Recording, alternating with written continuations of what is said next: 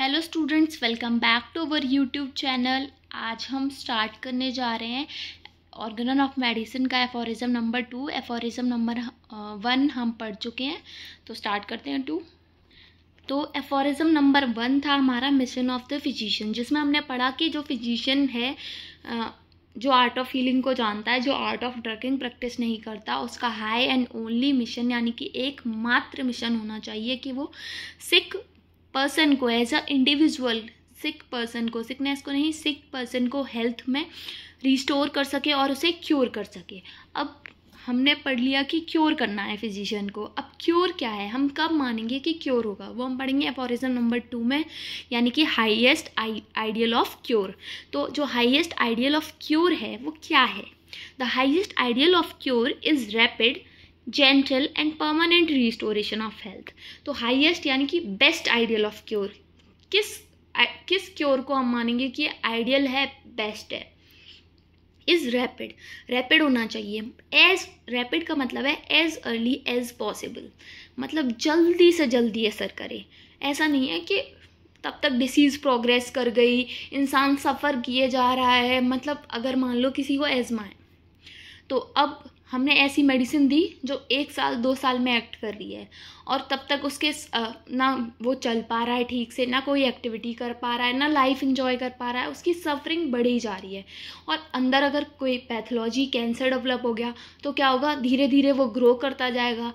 और क्या होगा, डिसीज़ अगर जितनी ज़्यादा डेंजरस होगी उतना हार्म वो बॉडी को कॉज कर देगी। और जो क्योर है वो रैपिड अगर नहीं है तो वो हील कैसे कर पाएगा, तो उतना ही हील करने में दिक्कत और होगी, सफरिंग बढ़ जाएगी पर्सन की। तो रैपिड होना चाहिए, जिससे क्या होगा, जल्दी जल्दी उसे ठीक करे, ताकि जो डेंजरस डिसीज़ है वो ज़्यादा हार्म ना पहुंचा पाए हमारे वाइटल फोर्स को, हमारी बॉडी को और पर्सन की हेल्थ को। फिर दूसरा है जेंटल होना चाहिए। जेंटल का क्या मतलब है?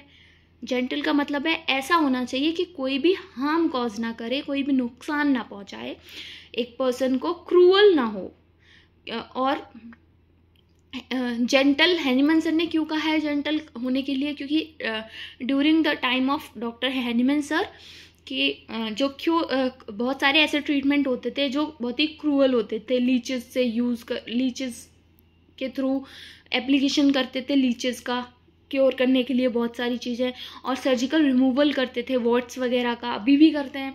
तो ये क्या है, क्रूअल हैं। तो ऐसे ट्रीटमेंट नहीं करने जिससे उसे और तकलीफ हो। हमें क्या करना है, बहुत ही जेंटली पेशेंट को क्योर करना है, रैपिड करना है, and permanent restoration of health, और पूरी तरह से रिस्टोर करना है पर्सन की हेल्थ को पूरी तरह से, और removal and annihilation of the disease in its whole extent. ठीक है, हमने देख लिया जो हाईएस्ट आइडियल, जो बेस्ट आइडियल क्योर है वो क्या, कैसा होना चाहिए? रैपिड यानी कि जल्द से जल्द होना चाहिए, जेंटल होना चाहिए, कोई भी नुकसान ना पहुंचाए, और परमानेंट रिस्टोरेशन ऑफ हेल्थ होना चाहिए, मतलब हेल्थ को पूरी तरह से कंप्लीटली रिस्टोर कर दे। उसके बाद हमने देखा और removal and annihilation of the disease in its whole extent, मतलब जो डिसीज़ है उसको पूरे होल एक्सटेंट से रिमूव कर दे और एनिहिलेट कर दे, मतलब जड़ से ख़त्म कर दे, ऐसा होना चाहिए इन द शॉर्टेस्ट।